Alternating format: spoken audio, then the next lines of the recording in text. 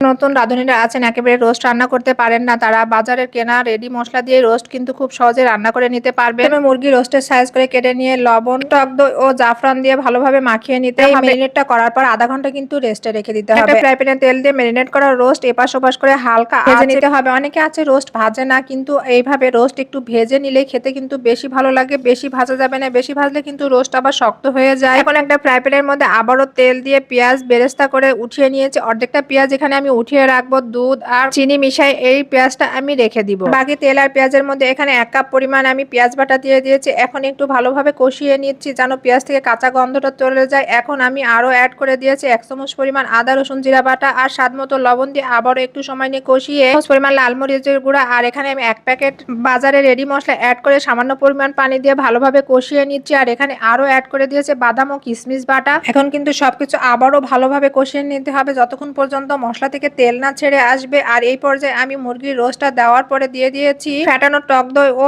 বাটি ধোয়া কিছুটা পানি দিয়ে মিডিয়াম হিটে রেখে ঢাকনা দিয়ে ঢেকে সবশেষে কাঁচামরিচ, দুধ, চিনি মিশানো পেঁয়াজের বেরেস্তা আর কেওড়া জল দিয়ে কিছুক্ষণ দমে রেখে নামিয়ে নিয়েছি।